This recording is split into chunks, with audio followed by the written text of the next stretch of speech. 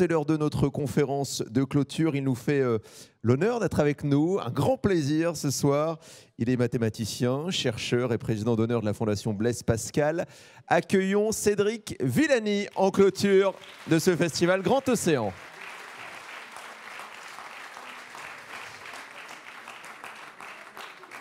Et Cédric qui prend le temps d'échanger quelques mots avec Dominique Leglu qui connaît très bien. Bonsoir Cédric Villani, merci d'être avec nous. Bah écoutez, moi je suis en pleine forme, je suis là depuis 9h30 ce matin, donc tout va bien. Est-ce que vous voulez vous mettre au pupitre ici? Qu'est-ce qui est le mieux pour vous? Si ça sera bien. Eh bien parfait. Je vous laisse la place.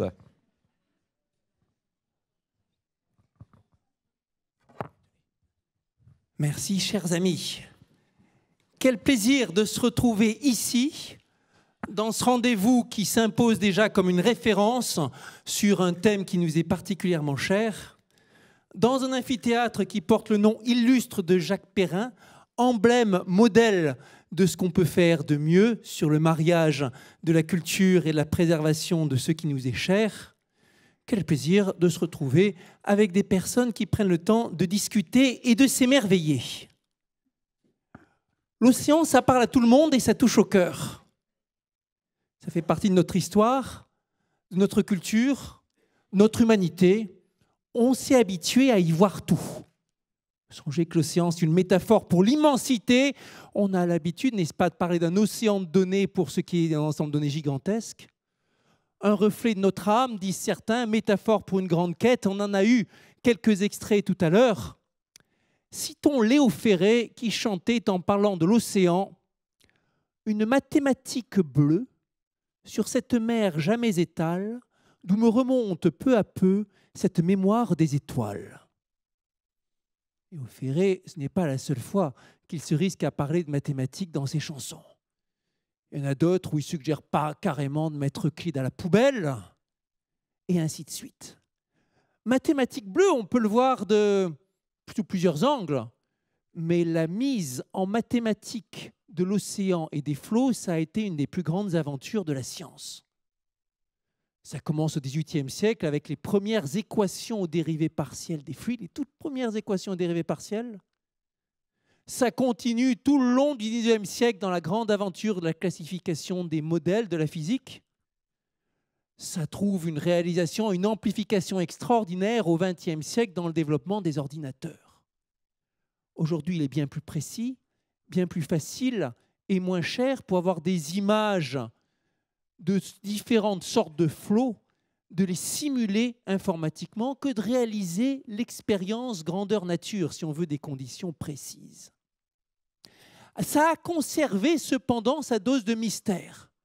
Et l'océan, ce sera l'un de mes mots-clés, c'est un réservoir qui continue à garder tant de mystère. Par exemple, prendre juste un sujet qui alimente encore les conversations et les débats parmi les spécialistes de mécanique des fluides, mathématiciens ou physiciens, la compréhension et la modélisation des fameuses vagues scélérates. Vous savez, ces vagues qui grimpent non pas à 10, mais à 20, 30 mètres de haut, que certains ont vu, que Dumont-d'Urville a pu voir dans certains de ses récits, des choses incroyables. Vous voyez une sorte de grande bande très haute, vous demandez qu'est-ce qui se passe dans le ciel, et en fait c'est l'écume blanche qui se retrouve tout en haut, en pleine nuit, d'une vague gigantesque prête à vous embarquer. Et ça continue à débattre de savoir exactement comment ces vagues, on va les modéliser. Comme un exemple de ces nombreux mystères qui continuent à être là. Aussi parce qu'on a tellement peu d'observations, on n'habite pas là, que nos données finalement sont assez rares. Océan, c'est une autre coïncidence, c'est le nom d'un modèle utilisé par les spécialistes de théorie cognitive mathématique pour modéliser notre personnalité. C'est comme un jeu de mots. Le O pour ouvert, le C pour conscient, le E pour extraverti, le A pour agréable, le N pour neurotique. C'est un modèle qui a déjà une quarantaine d'années, qui est simple d'une façon humiliante parce qu'il est efficace aussi. Simple parce que c'est seulement 5 nombres. Humiliant parce qu'avec ces 5 nombres, on arrive à faire des algorithmes et des représentations efficaces, y compris les fameuses obscures tâches de Cambridge Analytica pour tâcher de déstabiliser le référendum sur le Brexit ou d'autres affaires politiques. Parce que pour bien repérer la façon dont vous enverrez un message qui sera impactant. Il faut savoir quel est le type d'usager que vous avez de l'autre côté de l'écran. Selon qui il a tendance, selon qui il faut lui envoyer un message qui l'effraiera ou qui le motivera ou qui le cajolera et ainsi de suite. Les modèles de personnalité vous permettent de travailler ça et de le faire, de calibrer ça et de le faire avec une grande efficacité. Et admirez ce jeu de mots. Océan, c'est l'acronyme de ce modèle utilisé pour le pire et le meilleur. Océan, c'est des histoires qui s'invitent et qui parlent aussi à l'histoire de presque chacun ou chacune d'entre nous. Tout à l'heure, Christophe Prazuc avait l'amabilité de me comparer à Bougainville sur le plan scientifique. Pourquoi pas? J'étais flatté qu'une grande personnalité comme ça. Il y a un peu d'explorateur dans mon histoire familiale et de l'océan qui coule dans mes veines aussi, comme dans celle de bien du monde. Dans ma part, mes ancêtres grecs, au XVIIIe siècle, qui ont refusé la domination turque et qui ont traversé la Méditerranée depuis le Péloponnèse jusqu'à la Corse, où ils sont allés fonder de nouvelles villes. Une histoire parmi tant et plus, la mer a bien sûr façonné l'Europe, façonné le monde, donnant des voies d'issue, donnant de nouvelles façons de faire la guerre, nouvelles façons de faire la paix. Et elle s'est invitée dans toutes nos grandes histoires géopolitiques, même si, au sens strict, on n'a jamais habité dans la mer. Ce n'est pas notre habitat et justement, on y a fait vivre tout ce qu'on a voulu. Toutes sortes de créatures monstrueuses comme celles qu'on voyait tout à l'heure, des cerfs de mer, chevaux de mer, cheval de mer, éléphants de mer et tout ce que vous voulez, et qui ont fait leur chemin à notre imaginaire. Et puis des mythes qui se sont invités tant et plus. Tout à l'heure, on parlait de Moby Dick. Voilà, je me suis senti très vieux quand le collègue, comment s'appelait-il, Monsieur Vénère, suggérait que plus personne ne lit Moby Dick. Ouais, je l'ai lu dans le temps, dans son intégralité, ça ne me paraissait pas un exploit, mais c'est là qu'on voit que j'ai un certain âge. J'avais même écrit pour le journal pour le journal de l'école, quand j'étais en enseignement supérieur, un petit texte satirique pour dénoncer un bouquin que j'avais vu sur une analyse extrêmement mathématique de Moby Dick, prétendant trouver des significations cachées en additionnant les nombres associés à telle et telle lettre dans le titre, dans les paragraphes, dans les noms, etc., etc. Et c'était clair, c'était très clair que, je pense, quand quelqu'un se lance là-dedans en se disant « il doit y avoir un mystère caché dans Moby Dick, on va le déchiffrer, utiliser toutes les techniques d'innovation », bien sûr, l'histoire et tout le sens de ce qu'a mis Melville y compte, mais le fait que ça soit l'océan, ça incite à chercher le mystère. Mystère est à coup sûr un mot-clé qu'on veut garder pour océan. Ça sera mon premier mot-clé. Bien sûr, dans l'océan, il y a aussi le danger. On voit au pire nos cauchemars. Récemment, il y avait une très belle, horrible série de podcasts sur une radio culturelle où épisode après épisode, on voyait comment tel ou tel naufrage était associé à certaines des pires histoires humaines ou certaines des plus extraordinaires histoires humaines jamais vues. Radeau de la Méduse, entre autres.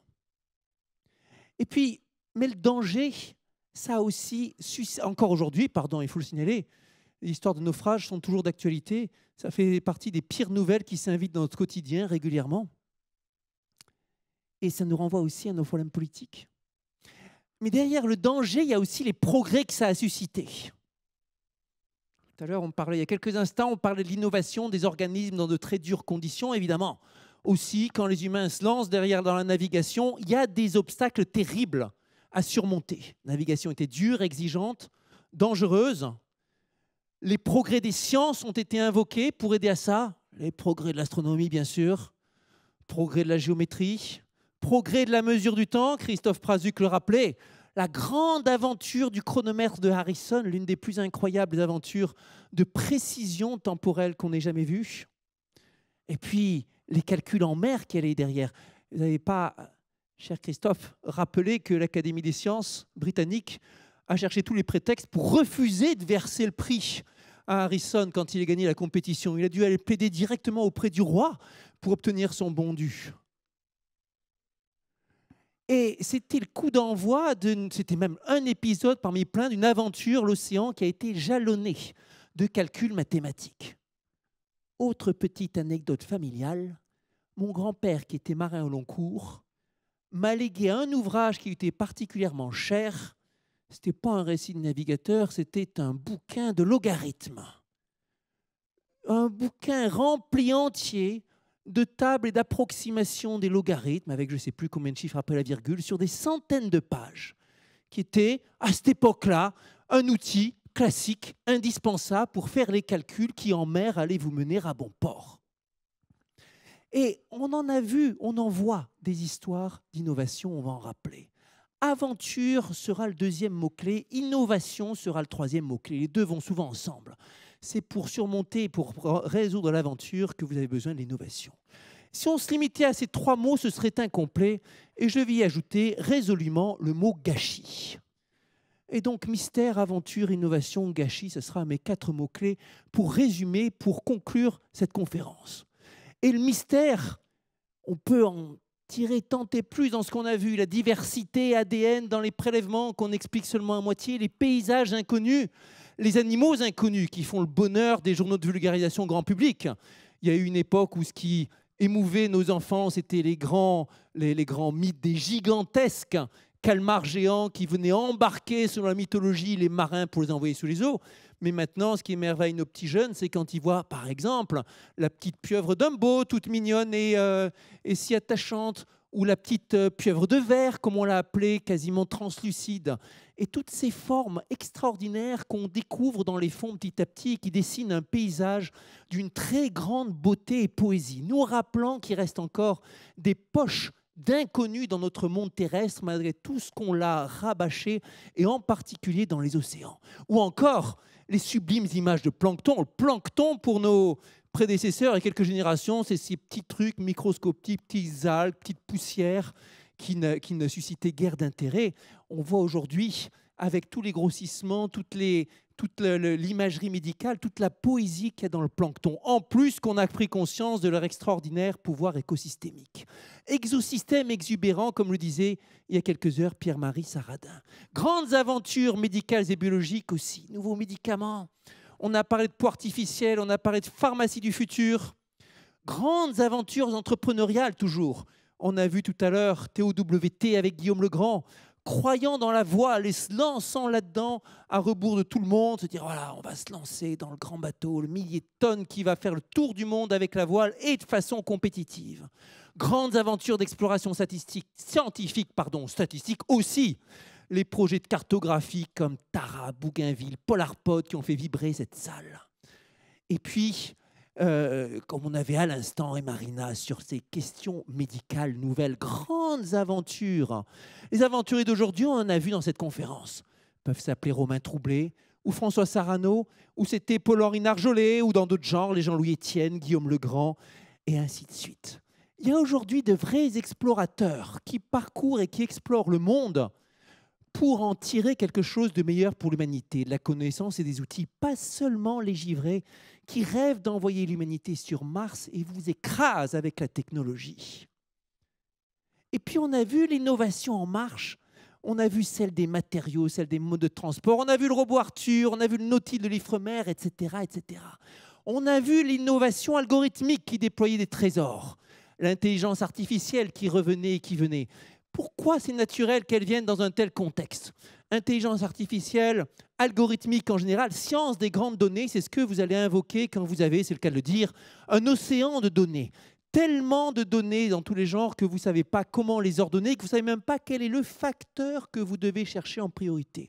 Vous n'avez pas les modèles, les mécanismes derrière, sous-jacents au phénomène que vous observez, et vous voulez les retirer automatiquement. Et dans ces cas-là, l'intelligence artificielle peut faire de grandes choses. Sur des questions climatiques, les scientifiques du GIEC, depuis des années, se demandent comment l'utiliser pour mieux prédire, faire des prédictions à petite échelle et aussi pour mieux présenter les résultats d'une façon qui soit plus accessible et qui frappe davantage les lecteurs.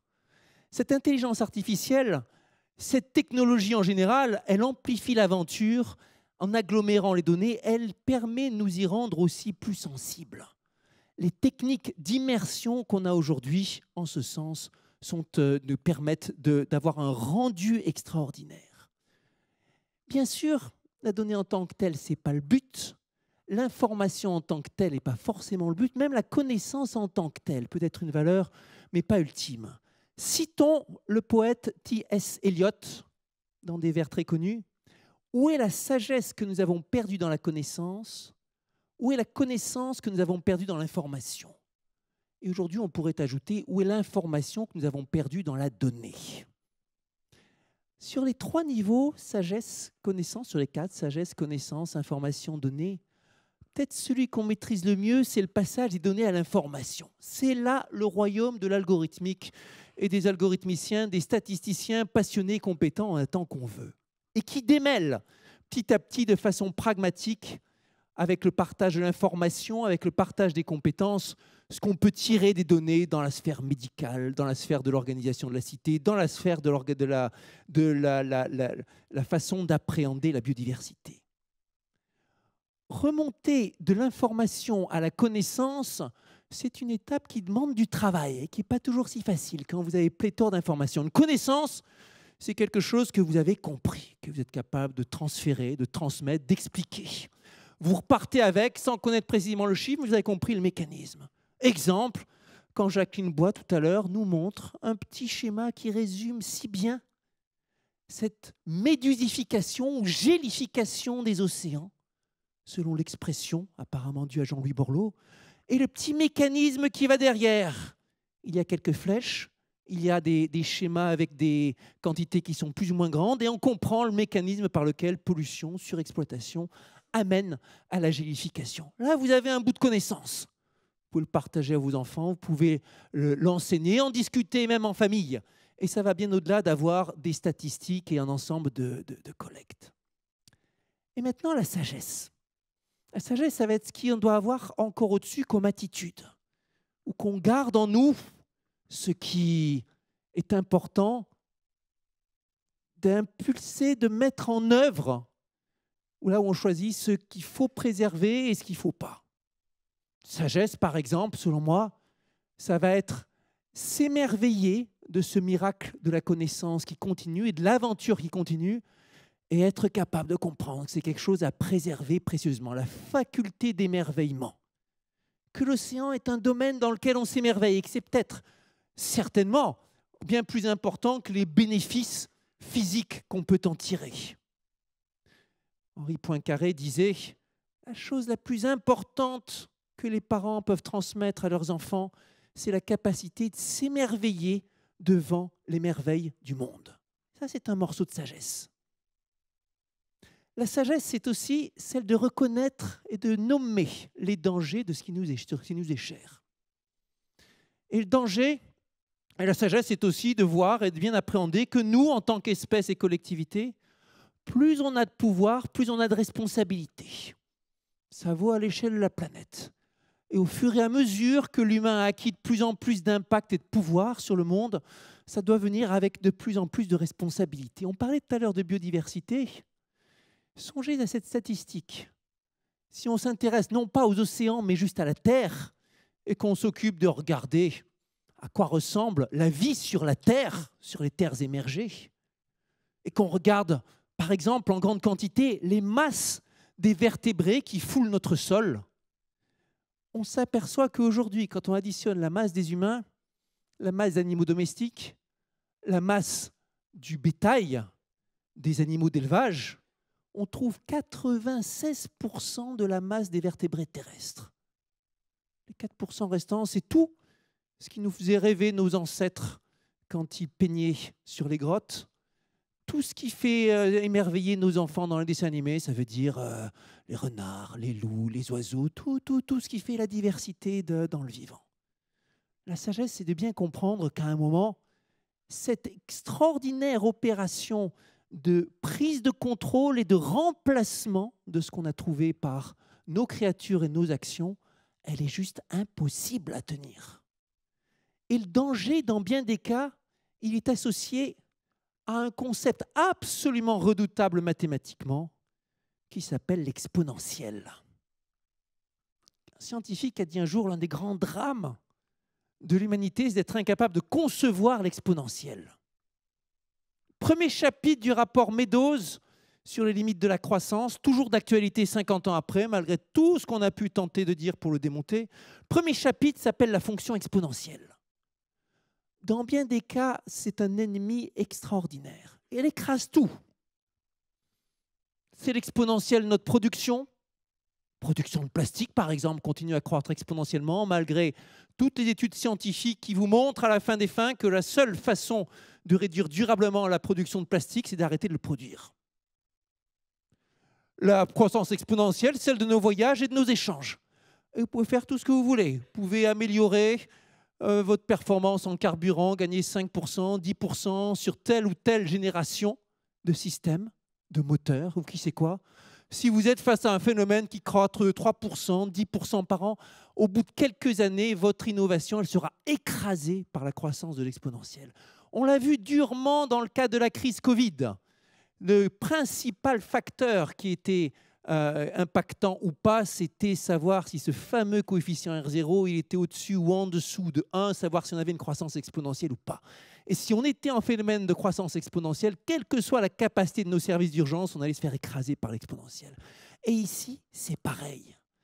Et ici, on a le devoir de bien comprendre que dans ce contexte de pression exponentielle extraordinaire, on ne pourra s'en sortir que par de la régulation. Tout à l'heure, Alain Röllinger nous rappelait que certes, les pêcheurs sont en voie de disparition, c'est vrai, mais que la pression de pêche continue à augmenter parce que l'augmentation de l'efficacité moyenne des dispositifs est bien plus forte que la diminution de la démographie des pêcheurs, et en particulier parce que la puissance de la prédation est concentrée sur quelques techniques extraordinairement prédatrices. C'est du chalutage en eau profonde, c'est de la seine démersale, et ainsi de suite. Et dire, tel qu'il le faisait Alain Röllinger, dans un contexte où il risque de dire, c'est du bon sens, arrêtez de consommer l'anguille, aussi bien de la consommer que de la préparer. Et le fait que le politique n'ait pas voulu le faire, c'est juste de la forfaiture, c'est de la défaite. Non que ce soit politiquement facile. Pour rappel, l'Office français de la biodiversité à Brest a été incendié en mars dernier dans le sillage d'une manifestation de pêcheurs par 300 fumées de détresse. Et le gouvernement n'a essentiellement rien dit par rapport à ça. Il y a eu quelques mots du secrétaire d'État à la mer, Hervé Berville, et encore. Mais le gouvernement, on les entend facilement. En revanche, critiquer très durement certaines associations qui manifestent de façon forte pour tenter qu'on préserve nos trésors communs. Et ce n'est pas forcément politiquement facile d'appliquer de la régulation. Il y a en revanche un devoir, parce que cette surexploitation, ce n'est pas seulement l'anguille, c'est tant et tant d'espèces, de poissons, tant et tant de choses qui font le mystère et la beauté de nos océans. Et cette surexploitation, il n'y a dedans ni aventure, ni mystère, ni enjeu de santé publique, ni enjeu de bien-être pour notre société. Il y a peut-être des addictions, des mécanismes économiques dont il est difficile de sortir, et il y a bien sûr un fort coût politique à regarder ça en face. Un mathématicien, économiste célèbre, Ivar Ekland, qui a travaillé mathématiquement sur les questions des pêcheries et sur la question de la pêcherie durable, me disait et m'expliquait, et qui anime un très beau master intertransdisciplinaire à l'université Paris-Dauphine sur les enjeux écologiques, où on parle beaucoup de climat, d'exploitation et de choses comme ça, me disait l'un des premiers résultats qu'un peu de calcul et de considération économique montre, c'est que la pêche est une activité, au vu de la structure des ressources, qu'il ne faut surtout pas subventionner. Quelle est la première annonce du président de la République lors du Salon de l'agriculture dernier? Nous allons continuer les subventions à la pêche, et en particulier pour le carburant. Nonobstant, outre cette question de non-subvention, les questions d'usage de carburants fossiles, dont on sait à quel point elles sont délétères. Et on peut parler ici, je parle ici de régulation sur la question de la pêche. Ah oui, on a même vu tout à l'heure dans l'une des conférences comment la pêche vient ravager même les trésors archéologiques enfouis sous la mer. Tellement les techniques sont non sélectives, bourrines, gros sabots. Tout ça, c'est un gâchis extraordinaire. Et c'est notre devoir que d'arriver à le regarder en face, et en particulier en France. Pourquoi? Parce que pays de gigantesques espaces maritimes, parce que pays de très grande responsabilité aussi historique et politique, pays très regardé, pays très écouté, le pays qui est très fier d'avoir été le pays des accords de Paris et qui aimerait bien se montrer à la pointe en matière de préservation de notre terre. Parfois, on arrive à combiner le développement technologique avec le bon usage et la préservation des océans. Et on a vu tout à l'heure dans plusieurs exposés combien ça se dessine en particulier que c'est le cas pour l'éolien en mer. Il y a encore quelques années, on pouvait avoir des doutes légitimes sur les ravages potentiels. Aujourd'hui, les indices de plus en plus nombreux montrent que l'impact est faible et que dans certains cas, il y a des bénéfices collatéraux. Et si en plus ça permet d'avoir des zones qui sont moins sous pression par la pêche, c'est bénéfice réel, j'en suis convaincu. Et on a les études qui nous le disent aussi. Mais voyez, derrière cette réalisation, il y a eu une pression considérable. Les éoliens en mer sont arrivés avec tant de pression politique, tant d'inquiétude, que le pouvoir politique s'est senti obligé d'agir, de réglementer, de contrôler. Des défenseurs de l'environnement et d'associations, bien sûr, sont arrivés avec de si grandes inquiétudes qu'il y a eu besoin de faire des grandes études. On a besoin de cette pression et de la regarder en face. On a entendu parler dans cette conférence d'un autre domaine sur lequel, en revanche, on peut avoir les pires inquiétudes. Ce domaine, c'est l'exploitation des nodules sous-marins. Quand on voit à quel point l'industrie minière a causé des ravages sur les terres émergées extraordinaires, quand on voit à quel point on est là dans des territoires qui sont tellement difficiles d'accès, tellement difficiles à réglementer, tellement difficiles à contrôler, on peut avoir toutes les inquiétudes sur les ravages que feront l'exploitation minière des fonds marins si on s'y lance trop tôt. Et à mon avis, il y a une certaine indécence à se demander déjà comment on pourrait l'exploiter avant d'avoir compris. C'est un peu, pour reprendre la métaphore de Frank Zach, si on se disait qu'on peut commencer à jeter les livres en gardant seulement les plus intéressants, avant même d'avoir compris ce qu'il y a dans la bibliothèque. Comprendre aussi justement que parfois, et c'est là qu'il y a la limite de l'approche scientifique, il faut bien le reconnaître, c'est important d'accumuler les connaissances et d'approfondir. Mais il ne faut surtout pas attendre d'avoir une connaissance parfaite pour agir. Pas la peine d'attendre que le beau jumeau numérique donne tous ses résultats pour comprendre qu'il faut agir résolument sur ce qu'on a déjà compris. Pas la peine de comprendre tous les mystères des fonds marins pour comprendre qu'il y a un devoir de protection extraordinaire ici. Et là, vous savez, c'est du bon sens. Si votre petit gamin de 6 ans se met à ravager, salir, casser, massacrer un trésor de famille, vous allez lui dire « Arrête, c'est important, c'est précieux, il faut le garder ». Il comprendra. Pourquoi est-ce que nous, en tant que société, on n'arrive pas à comprendre que c'est le simple bon sens de dire qu'il faut arrêter de juste prélever comme des bourrins beaucoup, beaucoup plus dans la mer que ce dont on a besoin et de polluer beaucoup, beaucoup plus que ce qu'on a besoin. Alors, on dit que justement, les intelligences artificielles sont impuissantes à avoir du bon sens. C'est vrai. C'est l'une des plus grandes limitations. L'intelligence artificielle vous sort le savoir technique, bien sûr, plus forte que n'importe quel humain au jeu de Go, meilleure en diagnostic sur des images médicales que n'importe quel médecin. Elle vous trouve l'optimisation, le chemin touffu à travers un paysage compliqué, le chemin paradoxal parfois. Elle sait faire, mais elle n'a pas de bon sens. Et ici, mes chers amis, arrêtez le gâchis, c'est juste une question de bon sens. Et donc, si on va résumer, on a d'une part le mystère, fait partie des choses dont on a besoin pour vivre, cette idée qu'il y a des choses extraordinaires qu'on va découvrir, que nos enfants auront accès à plus de sciences, plus de connaissances que nous. L'aventure, c'est de ça qu'on parle sans arrêt. Essayez de faire une conférence scientifique sans y mettre un brin d'aventure, vous verrez que ça n'intéresse personne.